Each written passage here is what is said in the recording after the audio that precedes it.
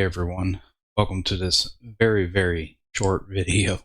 It's been a while since I've done any form of, hey, this is what's going on with the channel. As you can tell, if you've been here, I've kind of reduced the content to about 2 videos a month.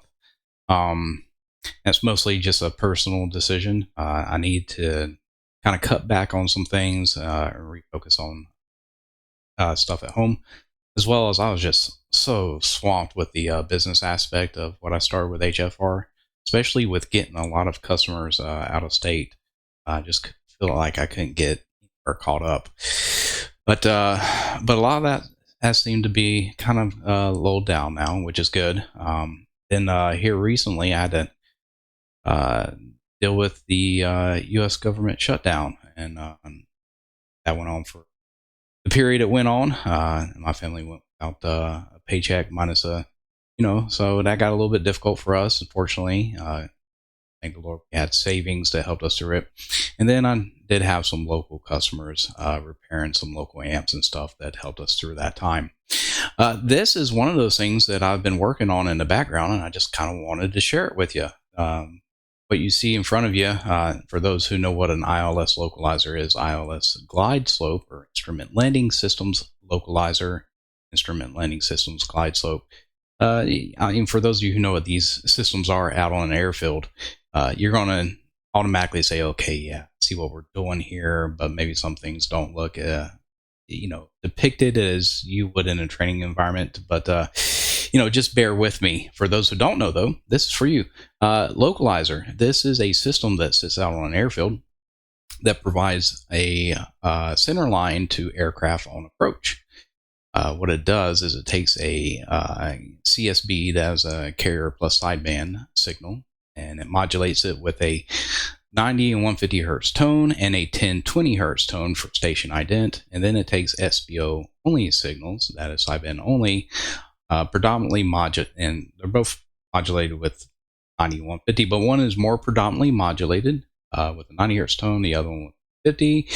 And what causes that, a lot of that is the phasing. Now, most people who know localizer understand that our course in carrier sideband, carrier plus sideband. Of course, sideband only signals are fed to only specific antennas and stuff. So just bear with me.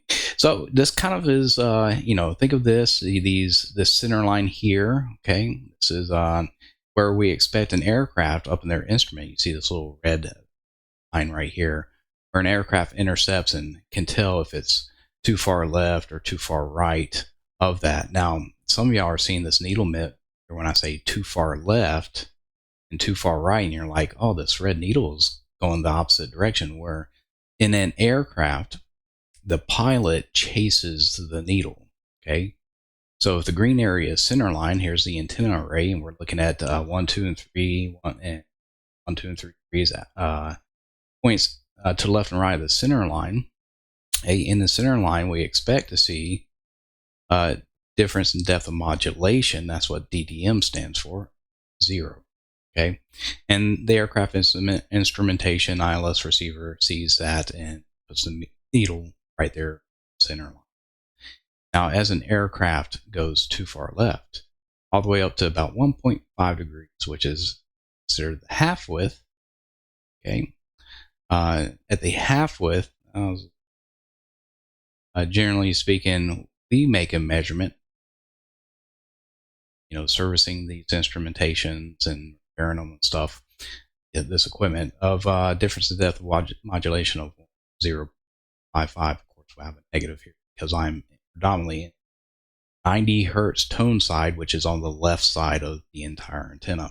Okay, and so when that happens, the instrument needle moves to the right because we now have to chase the needle to the right to get back to center line. And of course, that predominant side is telling us to fly right down here. This was my test equipment in that measurement. That's how I would understand things. And so as I now move back right, see that the needle gets back center line. Same thing happens when I go too far right. I get to the 1.5 degree point. I should see full reflection. A difference in depth of modulation. I'm not going to get into significance of that. just in this demonstration of 0.155. I'm in the dominant 150 hertz side. And so I would need to fly left. I now have to chase that needle. That needle went left, so I need to chase that needle left to put it right back on target. Okay, so here goes the localizer. Now you might have also heard a few beeps there a second ago. Turn them back on. That's station ident. That's the 1020 hertz tone that's modulated onto our carrier plus sideband signal, this purple signal here. And we can see that that ident is being translated to 3 digits. Now, when it comes to ILS, they all start with an I, but then we get the airport station assigned ID, BIX, right after that I. So that's what's being translated by the Morse code here. And hopefully you can hear that. If not, give me 1 second.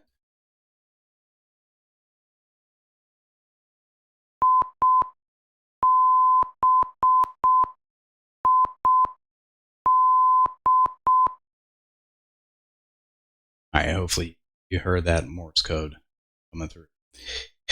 All right, so some things that I can actually show you. If I kill CSV power, you can still see the Morse codes come through even though I muted it, because I know if I have my desktop going, my mic on, I get double sound, which is not good. If I kill CSV power, I lose station ident. I also get a hard indication on my aircraft ILS receiver, telling me I have an ILS fault, as what would typically happen. Okay. It's basically a localizer fail, no CSB. Maintenance mode, if I was out of the equipment, I would see that CSB has failed, 0 power, SBO is okay. If I had the equipment and bypass, these would be things that I would check.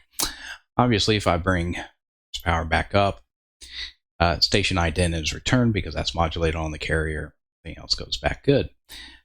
Here's some similar things. Kill SBO power. I don't lose station ident. That's still going on, but now no matter where I'm flying, I get a difference in depth of 0. But it's invalid because my loc is not good. So everywhere looks like center line right now. Then I can change other things. Remember me talking about this 90-150 hertz tone modulation? Well, for our localizer, both these CSB only signals are modulated at 20% for 40% some depth modulation. But I can balance out that 40%, shifting it between the 2 lows, and as you can see, it causes a shift in our center line too. What else will shift the center line? Well, phasing can have an effect. More specifically, phasing can do something essentially called reverse sensing. Now my 90 and 150 hertz tones are on the wrong side. And because of that, look at what happens if I fly too far right. Well, I'm on now my 90 hertz SBO signal is on the wrong side because of phasing, and it's expecting me to keep chasing right to find that needle, find center line, and I'll never find it. And then we got antenna spacing. Like I said, I understand antenna spacing isn't represented here. See how that has an effect on how wide or narrow our signal is. So think of antenna spacing as either literal spacing or where these signals are being fed into what antennas to focus their beam or widening it out. So I made this little sim to help train individuals at the schoolhouse I teach at. Did the same thing with the Glideslope. Let's see, made a little Glideslope sim here. Glideslope provides a glide path for aircraft on approach. A 3-degree glide path is pretty nominal. My degree points here you see 0 through 6. They're very exaggerated for training purposes. Extremely exaggerated. A good 3-degree point would be just barely above, going out 3 degrees up above the runway, however many nautical miles outwards. Power different for Glideslope, but you get the same kind of presentation. I'm on glide path. Okay, we got a little green 0 DDM is what we should read at 3-degree glide path, where you see we're center here on the needle. There's no 10-20 hertz station ident modulated onto the carrier plus sideband signal with Glideslope. That's only on Localizer, but we can see similar things take effect. If I go 1.5 degrees down from that 3-degree point, get down to the 1.5 degrees here, which is 5 away from 3, we can see that I've got a difference in depth of modulation of 0.175. which is nominal for Glideslope versus 1.5 for Localizer. And that's going to, you see the needle has gone full deflection upwards, and we're in predominant 150 hertz side of our tone. And so we would need to fly upwards. 150 hertz sits at the bottom of the glide slope. So we need to fly upwards to recenter that needle and get back on glide path. Conversely, I expect full scale deflection at the 4.5 degree point, which is 1.5 above 3. I measure a difference of depth modulation of 0.175. I'm predominantly in the 90 hertz side now. Okay, and we can see that our Glideslope Localizer receiver, or excuse me, Glideslope receiver. Of course, these two instruments would be like one device inside of a cockpit with two needles that would move. But we can see that it's telling us, oh, we got to fly down. Okay, so I can move this aircraft any bubble here, which I think is pretty cool. I get distance to runway threshold, not exact. If I hit ground, you can see that that's not really calculating. It's because, and I can't get any further than this because the calculation is going to the baseline point of our glide slope, no reference glide slope antenna mass. So that's why that's there. Maybe some future changes at a later point. But just like with the localizer, we've got CSB power failure. What that's going to represent to us. SBO power failure, what that represents to us. We are 90 and 150 hertz SBO signals are modulated individually 40% each versus 20% localizer, so some depth of modulation of 80, and we can shift that 80 around between the two by adjusting mod bout. You can see what effect that has on our center line. Okay, just as we can increase and decrease that amount of modulation, take it out 40%. See the impact that has on the basically the amplitude there and how it shifts center line. And then SBO phasing, of course, just like with the other signal, we can go reverse sensing, which is not good. So now if I'm too far high and I try to chase a needle trying to find center line, yeah, we can see how phasing has an effect on our radiated signal. And then of course antenna spacing, no different than I previously mentioned before. Again, all this just to give some students a nice demonstration of what's going on when they're learning this equipment in schoolhouse. But that being said, hopefully you enjoyed this little presentation, things I've been up to last month or so, and I've got more content coming, lots more content. Got another clip sent on 1200 that I repaired, and that one, I want to say we did some capacitor testing that was rather explosive. So I'm eager to get that video edited and out to y'all sometime in December. I also have other repairs coming out too. That being said, I just want to take the time, since we're getting into the holiday season, to tell everybody thank you for your support of this channel. If you're new to this channel, please consider subscribing. Look at the content that we have here. You're already here, you might as well do it. It just helps with the channel growth and all that kind of stuff. And thank you for continuing to support me. If you enjoyed this video, leave a comment in the comment description. Anyways, hope everybody has some wonderful holidays coming up. Take care and goodbye.